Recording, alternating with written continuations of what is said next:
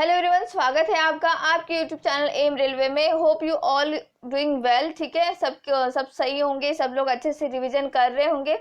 ठीक है, यही मैं आशा करती हूँ। और अगर आप रिवीजन नहीं कर रहे हो तो आप बहुत बड़ी भूल कर रहे हो। प्लीज रिवीजन करना, ठीक है। एटलीस्ट सैटरडे संडे 2 दिन आप जो है अच्छे से रिवीजन करना है। ओके, आज जो है हम मार्केटिंग की क्लास नंबर 6 करेंगे। मोस्ट इंपॉर्टेंट टॉपिक है आज का प्रोडक्ट लाइफ साइकिल।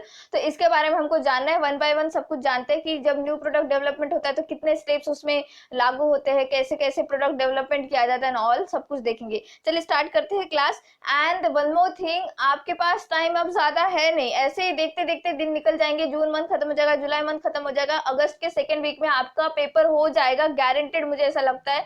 क्योंकि मेरा प्रेडिक्शन कभी भी गलत नहीं होता है। अभी सब कुछ सही हो रहा है, सारा जो रिकवरी रेट भी 90, 98, 92% इस तरह से दिखाई दे रहा है कोरोना का। तो हो सकता है कि अब हमारे एग्जाम जो है अच्छे तरीके से हो जाए पूरा, मतलब सितंबर अक्टूबर, अगस्त सितंबर अक्टूबर, ये 3 मंथ में आपके सारे एग्जाम्स खत्म हो जाएंगे। तो प्लीज अच्छे से पढ़ाई करना। ओके, चलिए स्टार्ट करते हैं। अगर आपने मेरा जनरल नॉलेज का ई बुक परचेस कर रखा है, बहुत बढ़िया बात है। तो इसका अच्छे से रिवीजन करना, 2021 एडिशन का ही खरीदना जो 239 रुपीज में है, जिसमें ऑल सब्जेक्ट्स इन्वॉल्व है। कौन से सब्जेक्ट्स इन्वॉल्व है? History, geography, Indian polity, economics, general knowledge, up to date है, यही खरीदना और इसी का ही रिविजन करना। रिविजन मस्ट है आप लोगों के लिए। इसके लाइन से क्वेश्चन छपेंगे, देख लेना। ठीक है, चलिए स्टार्ट करते हैं। इसको खरीदना कैसे है, लिंक डिस्क्रिप्शन बॉक्स में दे रखी है, आपने उसको क्लिक करना है। आप डायरेक्टली मेरे ऑनलाइन स्टोर पे चले जाओगे, ऑल कॉपीराइट्स जो है वो एम रेलवे के है, वहां पे आप डायरेक्टली जैसे ही वहां पे क्लिक करोगे तो आपको 3 बुक दिखेंगे, उसमें से आपको 239 वाला बुक लेना है, ऑल सब्जेक्ट्स का। अगर आपने पहले से ही 2020 वाला एडिशन ले रखा होगा मेरा, तो फिर आप जीके का ले सकते हो। बट अगर आपने पहले कभी भी मेरा बुक नहीं खरीद रखा है तो आपको ये बुक ही खरीदना होगा। ठीक है, चलिए स्टार्ट करते हैं क्लास। देखो, प्रोडक्ट लाइफ साइकिल पढ़ेंगे आज। तो प्रोडक्ट लाइफ साइकिल से पहले हमको देखना पड़ता है न्यू प्रोडक्ट डेवलपमेंट क्या चीज होती है। न्यू प्रोडक्ट डेवलपमेंट का मतलब कुछ नहीं, सिंपल सी बात है कि आपकी कंपनी है, कोई भी कंपनी है, सपोज हम एप्पल की बात कर लेते हैं, तो एप्पल में एक्चुअली क्या हुआ है, एप्पल, देखो एप्पल कंपनी हमेशा इवॉल्व होते रहती है, कंपटीशन में बने रहने के लिए, कंटिन्यूटी में बने रहने के लिए, मार्केट में उसकी पकड़ रहने के लिए वो क्या करती है, हमेशा कुछ ना कुछ इस तरह से चीजें करती है, इतना इवॉल्व होती है, नए प्रोडक्ट्स लाने की कोशिश करती है, पहले वाले प्रोडक्ट में इतना डेवलपमेंट लाने की कोशिश करती है, इंप्रूवमेंट लाने की कोशिश करती है। क्यों? क्योंकि मार्केट में बने रहना है। तो न्यू प्रोडक्ट डेवलपमेंट यही बताता है आपको कि जो भी आपका ओरिजिनल प्रोडक्ट है उसको कैसे इंप्रूव किया जाए, कैसे उसमें मॉडिफिकेशन किया जाए, किस तरह से उसमें वैल्यू एडिशन की जाए कि लोग आपके प्रोडक्ट को खरीदे और अल्टीमेटली आपकी कंपनी हमेशा जिंदा रहे मार्केट में। तो देखो, न्यू प्रोडक्ट डेवलपमेंट का स्टेटमेंट पढ़ो आप। New product development is the development of original product. यहाँ पे ध्यान रखना है आपको, ओरिजिनल प्रोडक्ट मॉडिफिकेशन, प्रोडक्ट में जो भी ओरिजिनल आपका प्रोडक्ट है उसमें मॉडिफिकेशन लाना, and new brands through the firms own product development efforts. ठीक है, इस तरह से न्यू ब्रांड्स लेकर आना आपके कंपनी के, बट इतना ज्यादा उसमें डेवलपमेंट एफर्ट्स लगाना कि वो न्यू प्रोडक्ट्स, न्यू ब्रांड्स आपका जो है आपके कंपनी के लिए एक काइंड ऑफ सक्सेसफुल प्रोजेक्ट साबित हो। ठीक है, new products are essential for the continuation of the company. जैसे कि मैंने कहा कि नए प्रोडक्ट लाना हमेशा जरूरी होता है कंपनी के लिए। क्यों? देखिए, आप अगर कुछ इस तरह से सोच सकते हो, एप्पल कंपनी का मैं आपको एग्जांपल देती हूँ। देखो, आपने आईपॉड देख रखा है, पता नहीं, क्योंकि मैंने तो नहीं देख रखा है, हमारी जनरेशन ने तो नहीं देख रखा है आईपॉड। हाँ, आपके अगर बड़े भाई बहन होंगे 5-6 साल बड़े आपसे, तो उन लोगों ने आईपॉड देख रखा है। ठीक है, उनके टाइम पे आईपॉड था। अब हम लोगों ने क्या देख रखा है, हम लोगों ने देख रखा है उसका मैकबुक, उसका एप्पल का फोन, ठीक है, आईफोन, और हमने क्या देख रखा है, उसका आईपैड देख रखा है। अब आगे जाकर क्या होगा ना, ये भी सब कुछ खत्म हो जाएगा और कुछ नया लेकर आएगा एप्पल, और फिर वो जो आने वाली जनरेशन है वो ये सब कुछ नहीं देख पाएगी। क्यों? क्योंकि कंटिन्यूएशन में जो बने रहना है उनको, उनका कमांड रखना है मार्केट में, तो उनको इवॉल्व होना पड़ेगा। इवॉल्व इस तरह से होना पड़ेगा कि नए ब्रांड्स लाने पड़ेंगे, न्यू प्रोडक्ट डेवलपमेंट करना पड़ेगा। और न्यू प्रोडक्ट डेवलपमेंट करना इतना ईजी नहीं होता है। ठीक है, इसके बहुत सारे स्टेप्स होते हैं, तो हम सिर्फ 8 मेजर स्टेप्स पढ़ेंगे कि न्यू प्रोडक्ट डेवलपमेंट कैसे करना है। ठीक है, तो इससे आपको समझ में आ गया होगा कि एप्पल कंपनी से मैंने आपको एग्जांपल दे रखा है कि भाई नए प्रोडक्ट लाना हमेशा जरूरत है। अगर आप सिर्फ एक ही प्रोडक्ट के बारे में सोचोगे और वही प्रोडक्ट को कैश का अगर आप कहोगे कि मैं उसको मॉडिफाई नहीं करूंगा, मैं उसको उसी तरह से बेचता रहूंगा, तो लोगों की मेंटालिटी चेंज हो जाती है, लोग नहीं खरीदेंगे। अल्टीमेटली क्या होगा, आपका कॉम्पिटिटर आपको पीछे छोड़ देगा और आप जो है फिर आप क्या होंगे, मार्केट से बाहर हो जाएंगे, क्योंकि कॉम्पिटिटर क्या कर लेगा कि वो देख लेगा भाई इसका प्रोडक्ट नहीं चल रहा है, इससे कुछ मॉडिफिकेशन करेंगे हम लोग तो वो प्रोडक्ट खरीद लेंगे लोग। क्योंकि लोगों को ना कंटिन्यूटी की आदत नहीं होती है, मतलब एक जैसे जो है बातें वो नहीं खरीदते, कुछ भी मॉडिफिकेशन चाहिए उनको। मतलब आप सिंपल सा 25% ऑफ भी कर दो ना तो खरीद लेंगे, आप अगर 25% एक्स्ट्रा भी कर दो ना किसी प्रोडक्ट में वो खरीद लेंगे। बट वही प्रोडक्ट आप अगर उनको कहोगे हर साल लो, 10 साल तक लो, वो नहीं खरीदेंगे। ठीक है, इस तरह की बातें होती है। तो देखो न्यू प्रोडक्ट डेवलपमेंट करना इजी नहीं है, इसके बहुत सारे स्टेप्स है, हम 8 स्टेप्स पढ़ेंगे। सबसे पहला स्टेप क्या है, आइडिया जनरेशन। अब आइडिया जनरेशन करना मतलब अल्टीमेटली कोई भी प्रोडक्ट नया बनाने के लिए आइडिया आपके दिमाग में होना चाहिए। आपके दिमाग में होना चाहिए मतलब इसके बहुत सारे सोर्सेस है, जैसे कि क्राउड सोर्सिंग का मतलब कि बहुत सारे क्राउड से, पीपल से, लोगों से ही हम जो है इंफॉर्मेशन निकालते हैं। इंफॉर्मेशन इस तरह से निकाला जाता है, जैसे अगर कोई भी आप एप्लीकेशन डाउनलोड करते हो, ठीक है, तो एप्लीकेशन जब डाउनलोड करते हो तो उसमें वो फीडबैक पूछता है। तो फीडबैक पूछते समय आप खुद ही बता देते हो कि अगर सपोज मैंने कल ही एक्चुअली भीम ऐप जो है उसका एप्लीकेशन का एक फीडबैक दिया, कल ही मैंने फीडबैक दिया, और उसमें उन लोगों ने मुझे बहुत सारे क्वेश्चन पूछे, आई थिंक 10 क्वेश्चंस थे। उसमें एक लास्ट क्वेश्चन जो था कि आप क्या सजेशन देना चाहते हो, तो मैंने सजेशन इस तरह से दिया कि भाई बैंक स्टेटमेंट फटाक से निकल जाए, मुझे मेरे ही बैंक के एप्लीकेशन ओपन करने की जरूरत ना पड़े, सिर्फ भीम आपके एप्लीकेशन थ्रू ही बैंक स्टेटमेंट निकल जाए। तो इस तरह से मैंने सजेशन दिया। बहुत सारे लोग होंगे जो अलग अलग सजेशन देंगे, तो ये क्या करेंगे, ये क्राउड सोर्सिंग करते हैं, अलग अलग सजेशन लेते हैं सारे लोगों से इकट्ठा, जो भी वो प्रोडक्ट यूज करते हैं, और इकट्ठा जो भी सजेशंस आते हैं उनमें से अच्छा सजेशन निकालते हैं और उसके ऊपर काम करना शुरू करते हैं। इसको कहते हैं क्राउड सोर्सिंग। ठीक है, तो idea generation, the systematic search of new product ideas can be found via internal sources, ठीक है, but also external idea sources. This can B distributors, suppliers, but also competitors. देखो आइडिया जो है वो आप इंटरनल सोर्सेज भी आपके दे सकते हैं, आपके कंपनी में के जो भी लोग हैं वो भी आपको दे सकते हैं, या फिर ऐसा हो सकता है कि आपको जो डिस्ट्रीब्यूटर है वो दे सकता है, सप्लायर दे सकता है, या फिर आपके कॉम्पिटिटर का भी आप आइडिया चुरा सकते हो। ठीक है, सिंपल सी बात है, अगर आपके कॉम्पिटिटर ने कुछ आइडिया कुछ इनोवेशन किया, कुछ नया इनोवेशन किया, तो आप उसमें थोड़ा सा कुछ नया करके, लाइक 100% उसने कुछ किया तो 100.25% आप अगर एक्स्ट्रा कुछ करोगे तो ये आपका एक अलग सा ब्रांड बन जाएगा, इस तरह से। ठीक है, बट ऑल्सो कॉम्पिटिटर्स, जैसे मैंने कहा crowdsourcing means inviting broad communities of people, customers, employees, independent scientists and researchers, and even the public at large into the new product innovation process। तो जैसे कि मैंने कहा कि क्राउड सोर्सिंग कैसे होता है कि भाई इसमें बहुत सारे लोग इन्वॉल्व होते हैं, खुद के एम्प्लॉयज भी इन्वॉल्व होते हैं, कभी कभी साइंटिस्ट लोग इन्वॉल्व होते हैं, पीपल इन्वॉल्व होते हैं। तो अल्टीमेटली क्या है, आइडिया जनरेट करना है, दैट्स इट। एक इंसान के दिमाग से आइडिया निकला और उसके ऊपर काम करना तो बहुत ही आसान होता है, बट बहुत सारे आइडियाज आने के बाद उसके ऊपर काम करना थोड़ा मुश्किल होता है। इसीलिए सेकंड स्टेप आता है आइडिया स्क्रीनिंग। आइडिया स्क्रीनिंग का मतलब होता है कि भाई बहुत सारे आपके पास आइडियाज है, उसमें से एक अच्छा आइडिया चूज करो और उसके ऊपर काम करना शुरू करो। आपने भी सुना होगा स्क्रीनिंग, फोटो स्क्रीनिंग करना। फोटो स्क्रीनिंग में क्या होता है कि जो फोटोग्राफर होते हैं वो बहुत सारे फोटोज क्लिक कर लेते हैं, ठीक है, बहुत सारे फोटोज क्लिक कर लेते हैं, और जब स्क्रीनिंग का टाइम आता है तो उसमें से सबसे अच्छे जो फोटोज होते हैं उसी को वो पिकअप करते हैं, बाकी सारे जो फोटोज होते हैं वो डिलीट किए जाते हैं। इसको आप इस तरह से भी समझ सकते हो। तो आइडिया स्क्रीनिंग का स्टेटमेंट पढ़ो, screening new product idea to spot good ideas and drop poor ones as soon as possible. जैसे कि मैंने कहा कि स्क्रीनिंग करना सबसे अच्छा आइडिया कौन सा है और जो खराब आइडिया उसको वहीं पर ड्रॉप कर देना। ठीक है, इस तरह से। नेक्स्ट है कंसेप्ट डेवलपमेंट एंड टेस्टिंग। अब कंसेप्ट डेवलपमेंट क्या चीज है कि भाई देखो प्रोडक्ट का जो कंसेप्ट है वो डिटेल वर्जन में बताता है कि आपका आइडिया क्या है। ठीक है, सिंपल सा आपका कोई भी आइडिया है, जैसे मैंने कहा कि बैंक स्टेटमेंट लगाना, बैंक स्टेटमेंट मतलब एक क्लिक में मुझे बैंक स्टेटमेंट आ जाना चाहिए, तो ये कैसे करेंगे आप लोग, वो लोग कि उसके ऊपर काम करेंगे, उसके कंसेप्ट डेवलपमेंट का काम करेंगे। तो कंसेप्ट डेवलपमेंट मतलब टोटल पूरा डिटेल कि किस तरह से ये किया जा सकता है। ठीक है, इस तरह से product concept is a detail version of new product idea stated the meaningful consumer terms. Concept testing means testing new product concept with a group of target consumers to find out if the concept have strong consumer appeal or not. ठीक है, तो concept development करना मतलब idea को इतना detail में देख लेना कि भाई वो अल्टीमेटली काम करेगा या नहीं. टेस्टिंग तो उसके साथ टेस्टिंग वो आइडिया को इस तरह से टेस्ट करना कि कंसेप्ट डेवलपमेंट के बाद पूरा कंसेप्ट डेवलपमेंट मतलब पूरा एक आप समझ सकते हो ब्लूप्रिंट है, और फिर उसका टेस्टिंग करना. ठीक है. फोर्थ स्टेप क्या है?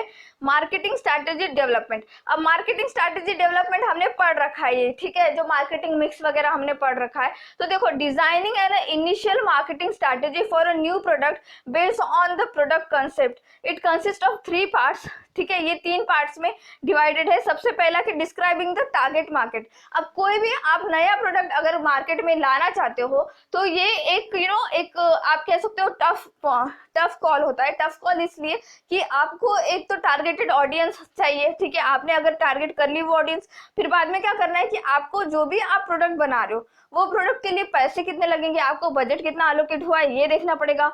और लास्टली आपको ये देखना पड़ेगा कि भाई ये लॉन्ग टर्म में ये जो मार्केट मिक्स स्ट्रैटेजी है ये काम करेगी या नहीं. मार्केट मिक्स स्ट्रैटेजी मैंने पढ़ा रखा है आपको, जिसमें मैंने 4 पीस पढ़ा रखे. 4 पीस कौन से है? सबसे पहला है प्रोडक्शन, देन उसके बाद में है उसका प्राइस. ठीक है, production, price, place and promotion.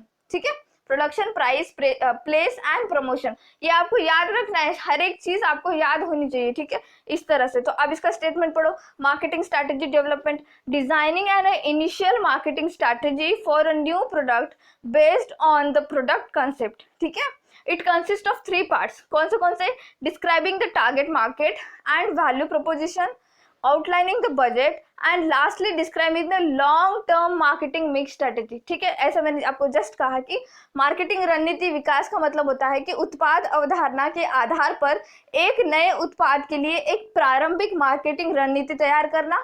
इसमें 3 भाग होते हैं: लक्ष्य बाजार और मूल्य प्रस्ताव का वर्णन करना, बजट की रूपरेखा तैयार करना, और अंत में दीर्घकालिक मार्केटिंग मिश्रण रणनीति का वर्णन करना. 5th स्टेप क्या है? Business analysis. बिजनेस एनालिसिस या फिर व्यापार विश्लेषण कहेंगे. तो ये इसमें क्या होता है कि आपका जो भी नया उत्पाद है, नया प्रोडक्ट है जो बिक्री के लिए आया है, तो उसमें लागत मूल्य कितना लग रहा है, लाभ कितना हो रहा है उसमें, वो उसका जो है आपने एक एनालिसिस करना है, ताकि क्या हो कि आगे चलकर पता लग जाए कि ये जो हम कर रहे हैं, ठीक है, जो भी कारक जो भी हमको पैसा लग रहा है ये प्रोडक्ट बनाने के लिए, क्या वो सफिशिएंट कि आपको वो फुलफिल कर सकता है, आपकी मार्केट डिमांड फुलफिल कर सकता है, आपको पैसा लाकर दे सकता है, आपका प्रॉफिट हो सकता है नहीं. तो ये इसको कहेंगे बिजनेस एनालिसिस. सिंपल बात है, हम कुछ भी पढ़ते भी है तो हम डायरेक्टली उसका एनालिसिस कर लेते हैं कि जैसे अगर मैंने 1-2 घंटा भी पढ़ाई की या फिर मैंने 5 पन्ने भी पढ़े, तो उस 5 पन्नों में से मैं सोचूंगी कि इसमें से 1 मार्क्स का क्वेश्चन आएगा या नहीं आएगा. तो ये हम सिंपल से एनालिसिस कहते हैं इसको. ठीक है, तो business analysis, it is a review of the sales, cost and profit projections for a new product to find out whether this factors satisfy the company's objectives or not. ठीक है, यह एक नए उत्पाद के लिए बिक्री, लागत और लाभ अनुमानों की समीक्षा है, ताकि यह पता लगा सके कि ये कारक कंपनी के उद्देश्यों को पूरा करता है या नहीं. ठीक है, सिंपल सी बात है बिजनेस एनालिसिस करना. देन 6th स्टेप है प्रोडक्ट डेवलपमेंट करना. प्रोडक्ट डेवलपमेंट कैसे कि देखो, डेवलप करना इस तरह से कि भाई जो भी आपका आइडिया है, जो भी कंसेप्ट है, ब्लूप्रिंट है, व्हाटएवर, वो फिजिकल फॉर्म में आपके सामने हो. ठीक है, फिजिकल फॉर्म में आपके सामने हो. इस तरह से आप उसको इंश्योर करें कि जो भी आपका प्रोडक्ट आइडिया है वो वर्केबल जो है, वर्केबल हो. वर्केबल इन द सेंस कि वो काम आ सके, वो बिक सके मार्केट में.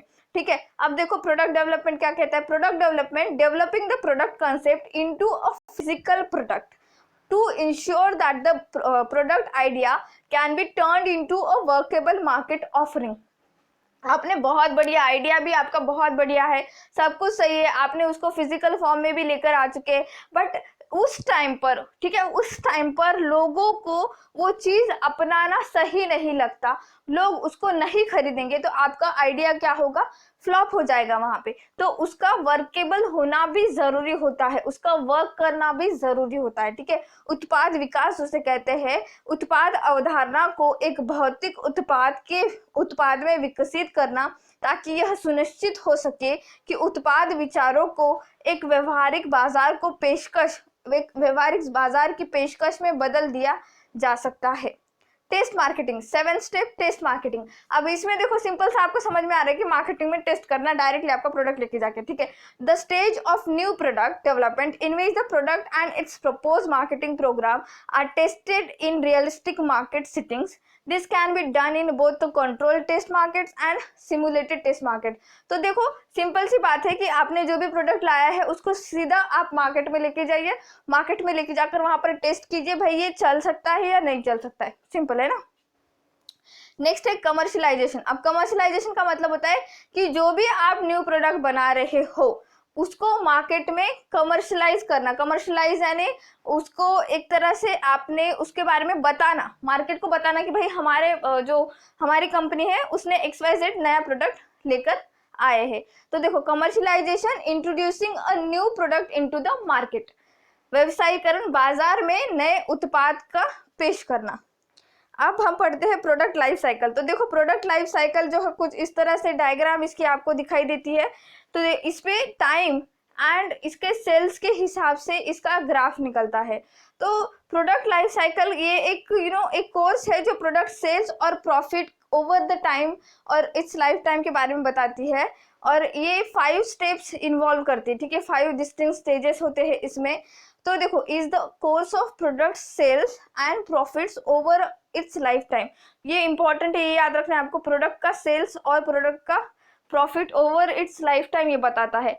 टाइम, सेल्स, ठीक है, इस तरह से याद रखना है। ये टाइम है और ये सेल्स है, प्रोडक्ट लाइफ साइकिल। इसमें 5 स्टेप्स होते हैं। सबसे पहला स्टेप होता है प्रोडक्ट डेवलपमेंट। प्रोडक्ट डेवलपमेंट में क्या होता है कि आइडिया को डेवलपमेंट किया जाता है विदाउट एनी सेल्स। इसमें स्टार्टिंग में क्या होता है कि इंट्रोडक्शन किया जाता है। इंट्रो इस तरह से किया जाता है कि आपका प्रोडक्ट मार्केट में लाया गया, इंट्रो कर दिया गया, उसका इंट्रो कर दिया। इंट्रो करने के तुरंत बाद ही आपका सेल नहीं बढ़ता है, ये समझ लेना। तुरंत बाद ही लोग आपको एक्सेप्ट नहीं करते हैं। जैसे अगर आप बहुत सारे बैंड्स देखना, जो भी K-pop बैंड्स बहुत सारे हैं, जैसे कि BTS, ठीक है। BTS के बारे में आप लोगों ने सुन रखा होगा। बट BTS जब स्टार्ट हुआ था 2015-14 के टाइम की बात है ये, कि लोग उनके कॉन्सर्ट में जाते नहीं थे। वो लोग रास्ते पे खुद आते थे, वो BTS पूरी फैमिली, एंड वो लोग उनके टिकट्स ऐसे देते थे लोगों को कि भाई आप फ्री में हमारे कॉन्सर्ट में आइए। बट अब ऐसी बात है ना कि BTS के कॉन्सर्ट के टिकट ही नहीं मिलते, मतलब इतना ज्यादा फेमस हो चुके हैं वो लोग। तो स्टार्टिंग में ही आपको मार्केट नहीं मिलता है। कोई भी प्रोडक्ट आप मार्केट में लेकर आइए, भले आपकी कंपनी बहुत बढ़िया क्यों नहीं होती हो, बट स्टार्टिंग में एक्सेप्टेंस थोड़ा सा कम हो जाता है लोगों का। तो देखो introduction, slow sales growth when the product is introduce. जैसे कि मैंने अभी जस्ट कहा कि स्लो होता है, सेल्स जो होता है वो स्लो होता है। सेकेंड है ग्रोथ पीरियड। ग्रोथ पीरियड मतलब यहाँ पे रैपिडली एक्सेप्टेंस होता है। आप देखना BTS को इतना एक्सेप्ट किया गया है कि ऑल ओवर द वर्ल्ड उनके फैंस है, ठीक है, K-pop के, BTS के। ग्रोथ क्या बताता है कि period of rapid acceptance. Maturity period, अब मैच्योरिटी ये पीरियड बताता है कि भाई कांस्टेंट है आपका एक्सेप्टेंस जो है मार्केट में, कांस्टेंट है आपका। कोई भी प्रोडक्ट हो, जैसे आईफोन हो, आईफोन का जो एक्सेप्टेंस है मार्केट में मैच्योरिटी लेवल पर है। मैच्योरिटी लेवल मतलब कांस्टेंट है कि भाई वहां पे एक्सेप्ट किया जा रहा है आपका आईफोन। बट कुछ दिनों बाद वही फोन बहुत सारे लोग एक्सेप्ट नहीं करेंगे। क्यों नहीं करेंगे? क्योंकि खुद कंपनी दूसरा नया मॉडल लेकर आएगी, ठीक है। इस तरह से decline the period when the sales falls and the profit drops, इसको कहेंगे पूरा का पूरा प्रोडक्ट लाइफ साइकिल। तो स्टार्टिंग में क्या होता है, इंट्रो किया जाता है मार्केट में। तो इंट्रो करते समय आपका सेल्स ज्यादा नहीं होता है, स्लो होता है। ग्रोथ रेट में पब्लिक आपको एक्सेप्ट करती है, ऐसे एक्सेप्ट करती है कि मैच्योरिटी पीरियड आ जाता है। मैच्योरिटी पीरियड मतलब कि कांस्टेंट आपका ग्रोथ है, कांस्टेंट एक्सेप्टेंस है पूरे पब्लिक से, पूरे मार्केट में। बट एक टाइम ऐसा आता है कि फिर वो ही प्रोडक्ट जो है उसका डिक्लाइन होना शुरू हो जाता है। क्यों डिक्लाइन होना शुरू हो जाता है? क्योंकि भाई उसके लिए दूसरा सब्स्टिट्यूट आ जाता है, या फिर उससे अच्छा कोई दूसरा प्रोडक्ट मार्केट में आ जाता है। ठीक है, तो ये था प्रोडक्ट लाइफ साइकिल। ये एक्स एक्सिस पे टाइम, वाई एक्सिस पे सेल्स बताता है, या फिर आप ये कह सकते हो कि प्रोडक्ट लाइफ साइकिल क्या होता है, एक कोर्स है जो प्रोडक्ट सेल और profit over its life time बताता है। ठीक है, सिंपल सा क्लास था आज का, मैंने आपको बहुत बढ़िया तरीके से समझा दिया हर एक चीज विथ एग्जाम्पल। फिर भी अगर समझ में नहीं आता है तो फिर से क्लास देखना, डाउट कुछ हो तो कमेंट सेक्शन में पूछना। Okay, thank you so much for watching, please subscribe to my channel, share this video, like this video and please keep revising. Thank you.